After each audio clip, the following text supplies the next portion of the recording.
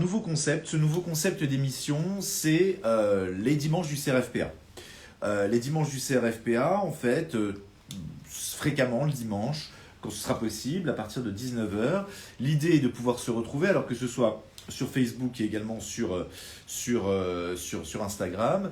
L'idée est donc de se retrouver pour parvenir ici à donner un certain nombre de conseils. Alors, essentiellement pour le CRFPA 2021, mais aussi pour le CRFPA, le cas échéant, CRFPA 2022. Pour le CRFPA 2021, on fera des émissions spécifiques par rapport au grand taux, notamment quand vous serez à quelques jours des résultats et ainsi de suite.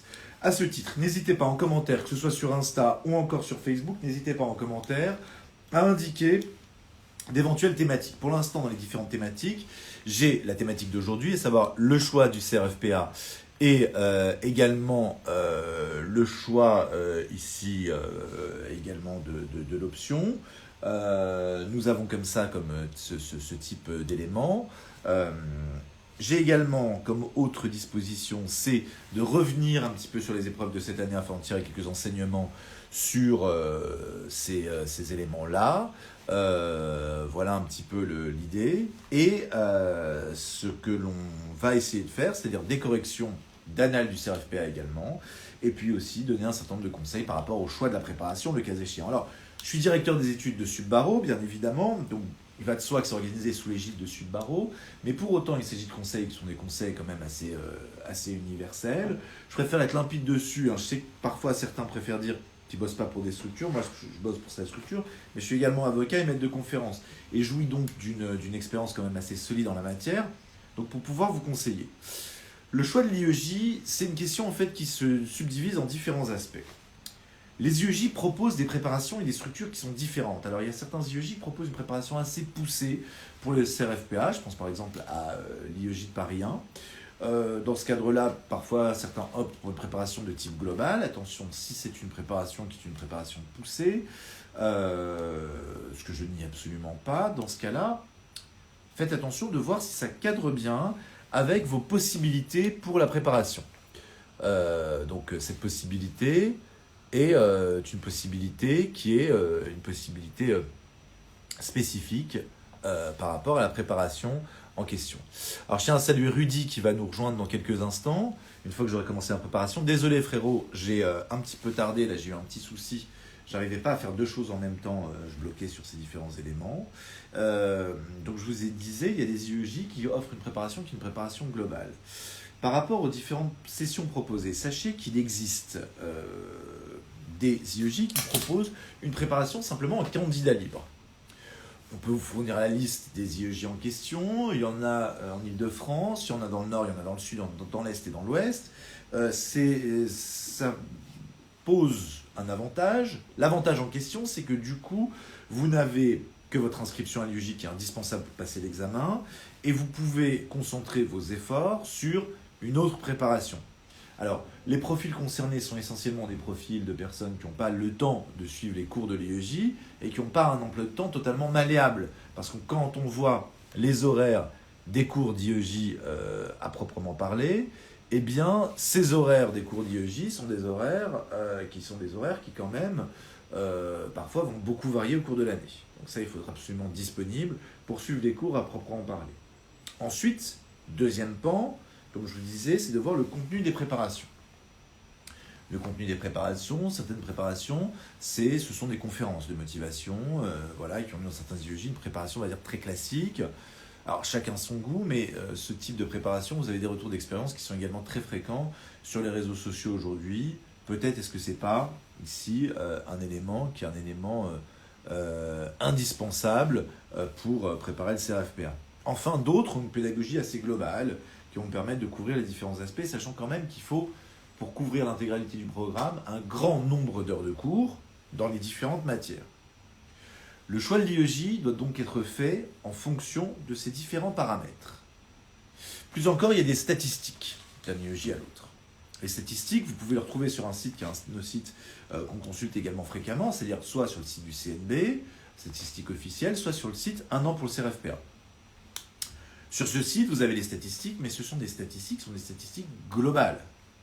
Les statistiques globales, par exemple, Fréquemment, on cite l'IEJ de Paris 5 en disant c'est un IEJ, on réussit beaucoup. Mais à l'IEJ de Paris 5, il y a aussi les étudiants de Dauphine qui ont un très fort taux de réussite, ainsi que les étudiants de Sciences Po qui ont un très fort taux également de réussite, qui passent le CRFPA à l'IEJ de Paris 5 le plus souvent.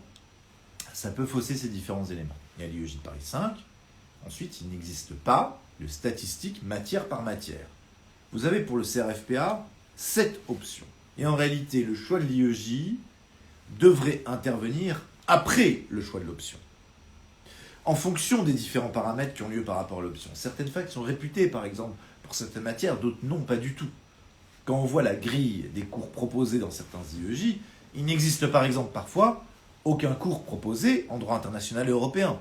Pour d'autres, tous les cours sont proposés. Dans ce cas-là, pourquoi suivre une préparation globale qui va être la préparation de l'IEJ? N'hésitez pas, de ce point de vue-là, de faire ces différents éléments par rapport à l'IEJ. Alors, à Rudy de venir justement, parce que on va continuer ce live avec lui. Voilà, je crois qu'il... Rudy, est-ce que tu as reçu ton invitation? Ouais, tu es là? Ouais, je suis là, je sais pas si vous Comment ça va, m'entendez. frérot, en forme? Ça va et toi? Ouais, ouais, très bien. T'as passé une bonne semaine? J'en ai connu des meilleurs, mais ça va. Ok. Bon, on espère que ça se finira bien avec la victoire de l'équipe de France ce soir. Là, donc, on lance ce concept dimanche sur FPA. Pour le premier numéro, pour moi, il était évident que je voulais le faire avec toi. Dans le cas de ce numéro-là, voilà, il s'agit de trancher le premier élément, c'est-à-dire le choix de l'IEJ et le choix de la matière. Pour toi, ici, bah, déjà, je te laisse peut-être te présenter, dire qui tu es, etc., dire les éléments que tu souhaites. Voilà, Bien parce que sûr. sinon, il se peut que je dise des petits secrets comme quoi tu as passé l'UEJ à Évry. Je pense que c'est pas un mystère là-dessus, en ayant pris l'option pénale et que, voilà, toi, vraiment, tu as le profil du pénaliste pur sucre. Master 2 en pénal, formation pénale et tu continues en pénal, quoi. C'est ça. Donc bah, je vais me présenter en très très vite fait pour ceux qui ne me connaissent pas. Donc je m'appelle Rudy Albina. Je suis élève avocat du coup à l'EFB, à l'école de la formation du barreau de Paris. Donc c'est l'école d'avocats du barreau de Paris pour faire court. Euh, Qu'est-ce que je pourrais dire d'autre? J'ai passé du coup le CFPA en 2020, donc c'était l'an dernier encore, à l'avant-dernière session. Je l'ai passé à Évry, donc en droit pénal. Est-ce que tu à un moment donné, alors là, Rudy, je dis ça pour ceux qui sont sur Facebook, Rudy se présente, donc il a passé le CRFP en 2020 à Évry, en option pénale. Voilà, j'allais lui demander, à ce moment-là, donc tu étais dans un master 2 de pénal à Lille. Est-ce que tu as envisagé, par exemple, les IEJ du Nord, à savoir Lille, Amiens et Valenciennes? Alors, je les avais envisagés parce que bah, du coup, c'était quand même celles qui étaient les plus proches de ma fac. Mais bon, comme à la base, je suis parisien, j'avais pas la certitude de pouvoir regarder l'appartement, etc. Donc, c'était Alors plus ça, c'est un aspect qui est un des aspect éléments essentiel, intrinsèques c'est-à-dire qui que m'avaient. pour son expérience, pour Rudy, l'élément aussi important, c'est certes, il peut y avoir une sorte de forum shopping pour le choix de l'IEJ, mais en tout cas, un IEJ qui est proche de chez vous, ça peut être plus avantageux parce qu'on a ses repères et ainsi de suite. Sinon, ça signifie de prendre une semaine à l'hôtel quasiment, puisque les transports, certes, on peut souvent compter dessus. Sauf dans quelques hypothèses, on a des situations dramatiques d'étudiants qui vont rater le début de leur épreuve parce qu'ils sont pris dans une grève des transports, dans une pause, etc. Donc il y a cet élément-là, c'est-à-dire aussi sortir de sa zone de confort, ça peut être intéressant, mais dans ce cas-là, il faut avoir vraiment tout le contrôle derrière pour ça. Donc cet élément-là. Donc ton choix vers Évry, c'était un choix qui était un choix naturel. C'était un choix naturel parce que déjà, je devais passer mon master en droit des affaires à l'époque à Évry. Ouais. Et j'avais entretenu de bonnes relations avec à la fois les élèves et les professeurs d'Evry. Donc ça s'est fait assez naturellement, d'autant plus que Evry, après c'est de réputation, mais bien sûr, Evry avait quand même un bon taux de réussite, l'un des meilleurs en Île-de-France, notamment par rapport au grand oral, euh, aux écrits, excusez-moi, par rapport aux écrits. Parce qu'en Est-ce fait, que du coup, effectivement, on savait que le t'avais eu grand vent oral. de taux de réussite, pas vraiment de taux de réussite, puisqu'on n'a pas d'officiel, mais dans la matière précisément de pénal. Alors pour la matière de pénal, j'avais pas eu de retour en particulier sur la matière de pénal et sa réussite, mais en fait, ce que j'avais vu, c'est qu'en fait, Evry avait un très bon taux de réussite à l'écrit et un peu moins à l'oral. Donc en fait, après, j'ai fait forcément en fonction de mes compétences et je sais que j'ai toujours été très, très, très, très bon à l'oral et un Alors peu ça, moins à c'est un l'écrit. élément qui est assez important. C'est vrai que dans certains IEJ, on a pas mal d'étudiants qui sont admissibles. Après, il y a un écrémage à l'oral. Alors bien sûr, les corrections sont nationales. Et je sais que de façon systématique, ici, c'est un accrochage que j'ai avec certains collègues universitaires. C'est-à-dire le point de savoir s'il s'agit d'un concours ou pas, un concours déguisé ou pas. Mais voilà, il y a les politiques de certains IEJ où à l'oral, il y a ou non un écrémage. Le but, de toute façon, c'est d'arriver vivant après les écrits, donc d'être admissible. Et il est vrai que, par exemple, pour Rudy, pour l'avoir eu en cours, c'est quelqu'un qui était très à l'aise à l'oral. Dans la période de cours, je crois que je te connais un 18 à ton exposé, quelque chose comme ça. Donc c'était vraiment quelque chose de très pertinent. Donc voilà, il faut comprendre dans un premier temps, il faut faire quand même comment on va dire ça, son bilan de compétences, savoir là on est à l'aise, là on n'est pas à l'aise, et en fonction de la matière en question, choisir justement son IEJ. Alors à ce titre-là, on a actuellement pas mal d'étudiants en ligne ces temps-ci, voilà, qui se dirigent vers des IEJ avec des taux de réussite global. Dans ce cas-là, tu vois, si on regarde par exemple le taux de réussite global, pourquoi tu t'es pas dirigé vers un IEJ comme Paris 5 par exemple? Tu m'as dit, excuse-moi?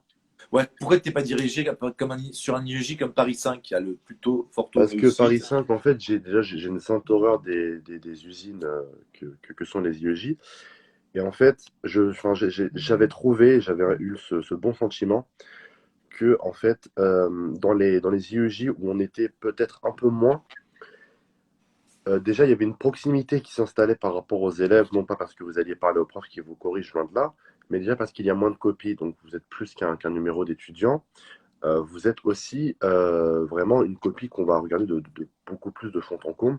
C'est-à-dire que les IEJ, effectivement, où il y a peut-être 100 copies à corriger, en voie des obligations, le correcteur va peut-être plus s'appliquer à regarder ce que vous avez vraiment écrit, plutôt qu'un Descartes ou une Sorbonne où on a entre 500 et 1000 étudiants à corriger. Donc ça, c'était vraiment important pour moi. Ouais, ouais, ouais. Non, ça c'est un élément qui est un élément assez important. Après, pour le choix de la matière, pour toi le choix de la matière, il était évident, le pénal. En fait, le choix de la matière, souvent ce qu'on dit, c'est qu'il faut une combinaison de la compétence et de l'appétence. Euh, on est compétent en telle matière, on a suivi tout un cursus sur telle matière. Et puis il y a aussi cette question d'appétence, c'est-à-dire le goût pour la matière en lui-même. Il faut toujours se visualiser dans cette situation suivante. C'est le 8 août, tous tes copains sont à la plage, sont sortis la veille en boîte de nuit, se sont éclatés, et toi tu es en train de réviser. Qu'est-ce que tu te sens le plus de réviser dans les différentes matières qui existent? Après, des choix tactiques, il y en a beaucoup.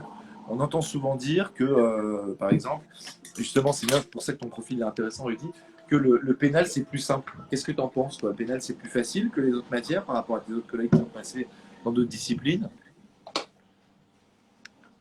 Excuse-moi, il y avait du bruit. Excuse-moi, Ouais. tu m'as dit? Non, pas de souci. Ça, c'est un élément, c'est un faux semblant. C'est-à-dire que, en fait, le pénal, c'est vrai, permet de réviser le grand O et la procédure pénale également. Donc, du coup, ce choix, c'est un choix qui est un choix groupé Le, de ce le, point le, de le vue-là. pénal, effectivement, c'est vraiment très important dans le sens où, moi, c'est pas pour le canto que je l'avais utilisé,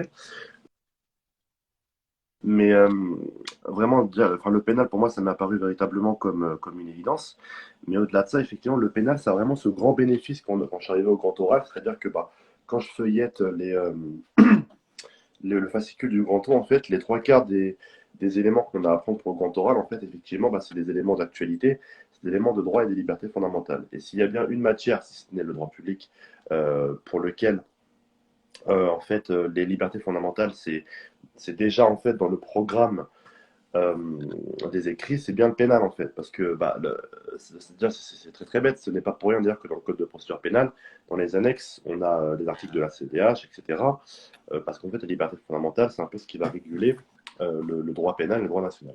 Donc effectivement, le pénal, c'est aussi, je pense, un choix qui est stratégique pour quelqu'un qui hésite encore entre le pénal et une autre matière, parce qu'au-delà des écrits, vous aurez déjà une avance certaine par rapport au grand oral, aux libertés fondamentales que vous allez devoir réviser.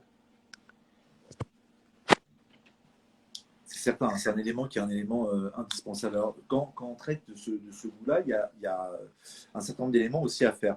Votre choix de matière. Alors, n'hésitez pas à poser vos questions en commentaire le cas échéant. Ça peut être utile justement de pouvoir échanger avec vous. Le choix de matière aussi, il y a des éléments qui peuvent avoir lieu au mode de préparation à proprement parler.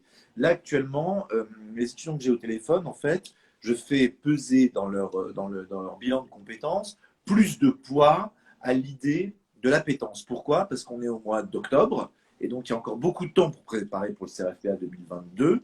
Donc du coup, bien évidemment, on a le temps de découvrir à proprement parler de matière. En revanche, l'élément indispensable et l'élément qui va être traité, ça va être justement de traiter ces aspects qui sont des aspects tout aussi essentiels, qui ont trait cette fois au fait que quand on se prépare uniquement pour l'été, là dans ce cas-là, la compétence elle est assez importante. Découvrir une matière en 2 mois pour la passer en septembre, c'est jouable, bien sûr c'est jouable, il faut avoir une énorme dose de motivation, mais c'est délicat. Par contre, sur une préparation tout au long de l'année, ça peut être quelque chose d'assez utile.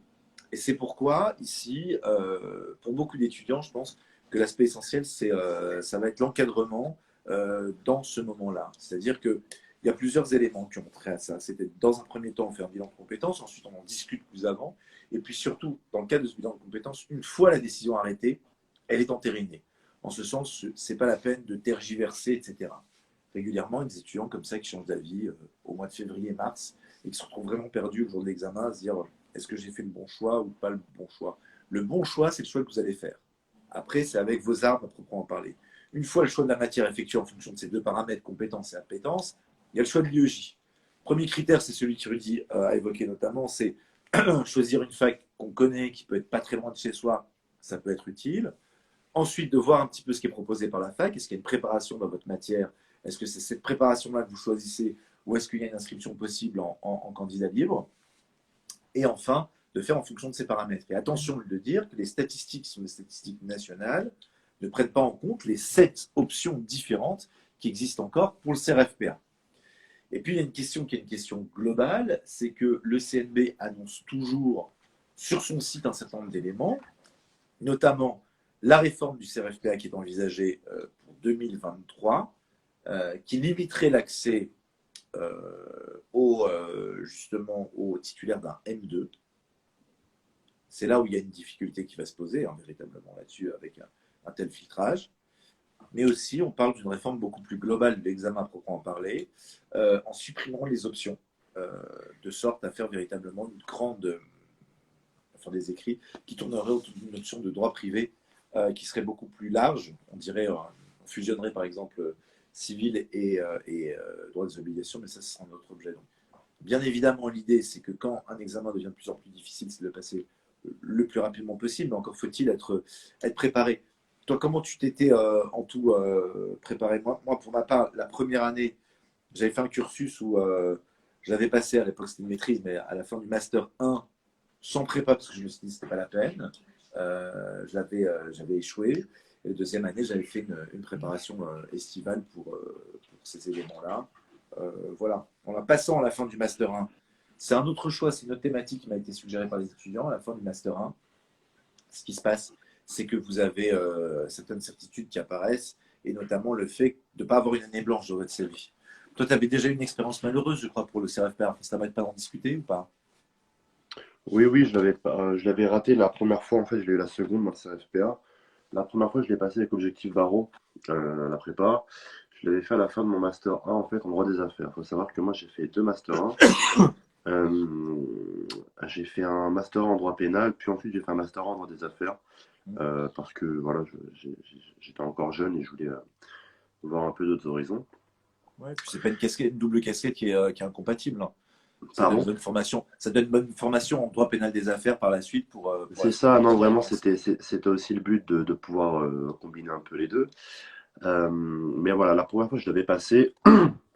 À l'époque, bon, je traversais une période un peu compliquée dans ma vie, je pense que ça a aussi joué.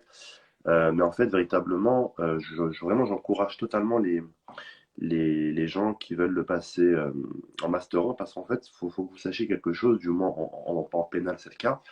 Vous n'apprendrez rien de plus en Master 2 qui vous sera utile pour le CRFPA que vous ne saurez déjà en Master 1. C'est-à-dire que en fait, le programme de pénal, je dis par exemple, pour le CRFPA, c'est quoi? C'est droit pénal spécial, c'est la procédure pénale, c'est des choses qu'on apprend licence 3, master 1 au mieux. En Master 2, ce que vous faites en pénal, du moins, c'est du travail de recherche, de l'approfondissement, c'est des matières et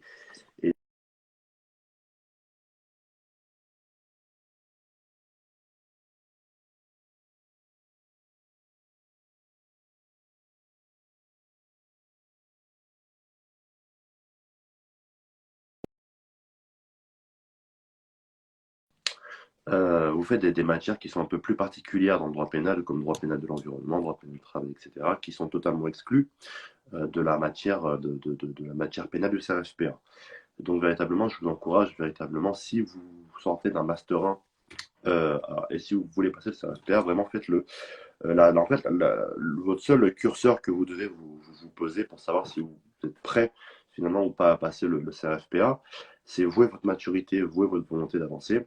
Moi, je sais que quand je sortais de mon deuxième master en droit des affaires, euh, en- moi, je n'avais pas la maturité à l'époque. J'avais pourtant travaillé, etc.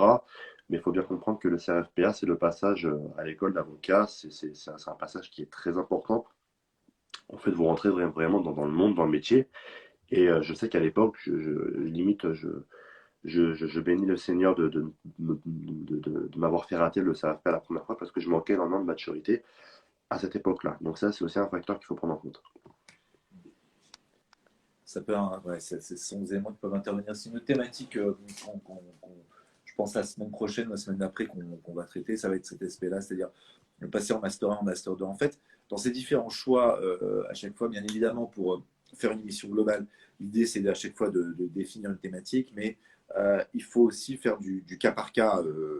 Rudy a évoqué, c'est très courageux de sa part, des aspects qui sont des aspects perso, mais du cas par cas, c'est aussi par rapport au choix des matières, par rapport à ce choix de l'IEJ, c'est le passer en M1 ou en Master 2. Le mieux, c'est de pouvoir en discuter assez fréquemment. Moi, je me tiens à votre disposition si vous souhaitez échanger sur ces questions. Pourquoi? Parce que je raisonne souvent à partir de, non pas dogmatiquement, mais à partir de profils type d'étudiants. J'ai cette chance-là de rester au contact de mes étudiants, ce qui permet pour moi non seulement de pouvoir échanger avec eux et de m'alimenter de leurs propres expériences, qui sont souvent des expériences qui sont très intéressantes parce que chacun a une histoire à raconter, qui est sa propre histoire, qui l'a conduit là où il était. Le CRFPA, c'est aussi une idée de rencontre, le cas échéant, et cette rencontre, elle est absolument essentielle. Alors, bien évidemment, en commentaire de cette vidéo, alors celle sur Facebook, le problème, c'est que vous ne pouvez pas entendre Rudy sur Facebook. Il aurait fallu que j'installe un deuxième micro là-dessus. Donc du coup, je reprendrai la vidéo là sur Insta et je la mettrai sur les autres réseaux de façon générale. C'est ça. C'est ça vraiment, on parlait des quelques années, le CRFPA, il y avait beaucoup plus de choix encore, il y avait un choix de matière technique aussi à l'oral qui pouvait avoir lieu. On pouvait dissocier le choix de la procédure et de la matière. Donc attention pour les étudiants qui choisissent. Je mets de côté pour l'instant, dans mon raisonnement, le fiscaliste et international et européen. Eh bien, vous avez le choix de la procédure qui va avec. On ne peut pas choisir droit pénal en se disant j'aime bien les infractions et derrière, par contre, procédure pénale, c'est pas grave. Et attention aussi pour ceux qui choisissent les autres matières, c'est la procédure civile qui va en découler ou la procédure administrative. Pour fiscal et international et européen, c'est civil ou administrative. Le choix de la matière, il est donc au départ groupé. C'est le choix de la matière qui va induire ici soit un choix limité, soit le choix de la procédure. C'est là où il y a toute la cohérence du droit pénal. Il faut raisonner aussi par rapport à la procédure qui est la dernière matière que vous passez. Donc ça aussi, ça a son importance. C'est souvent là où des destins se jouent, on va dire. Euh, pour ce qui est du choix de l'IEJ, oui, le choix de l'IEJ, il peut avoir son importance. D'abord, choix qui va être un choix de proximité. Choisir un IEJ où on a quelque part ces marques, ça peut être assez utile. Et ensuite, choix par rapport au mode de préparation et au taux de réussite dans la discipline en question. À ce titre-là, n'hésitez pas, Léa, n'hésitez pas à me recontacter, qu'on puisse justement faire un point sur cette question-là, compte tenu de votre profil à proprement parler. Oui, le projet de réforme. Alors, qu'est-ce qui préfigure ce projet de réforme? C'est le rapport Clavel-Aéry, que vous trouvez sur les réseaux et qui est librement accessible, Clavel-Aéry. Je le mettrai en lien de la vidéo ici, qui préfigure donc cette nouvelle matière, où en fait il y aura un grand oral encore plus vaste et ces différents éléments qui sont pris en ligne de compte. Donc oui, l'idée c'est ça, c'est de raréfier l'arrivée dans la profession des nouveaux confrères, de rendre cet examen de plus en plus difficile et délicat de ce point de vue-là. Voilà ce qu'il en est par rapport à ça. Le choix de la prochaine émission, donc pour résumer, d'abord vous choisissez votre matière, compétences et appétences, en discutant de ces différents éléments. Le cas échéant, le mieux c'est d'en discuter avec quelqu'un qui vous connaisse un petit peu, ou que soit prêt à vous écouter pendant 10 minutes, un quart d'heure, que vous exposiez vraiment vos hésitations. Une fois ce choix fait, il faut choisir son IEJ en fonction d'un certain nombre de paramètres. Quelle formation dois-je suivre? Est-ce que je vais faire une préparation privée ou pas? Et de faire ces différents éléments. C'est un point qui est tout aussi essentiel. Dans 2 semaines, très certainement, on fera une émission sur le CRFPA 2021, sur l'admissibilité, ou si vous le souhaitez, sur le choix de passer le CRFPA à la fin du Master 1, Master 2. Rudy, je te remercie beaucoup. Et puis, toi et moi, on se voit demain, de toute façon. Allez, au revoir, à demain. Je vous dis également au revoir à tous. Et puis, n'hésitez pas à mettre en commentaire vos différentes questions. Je vous remercie. Au revoir. Salut.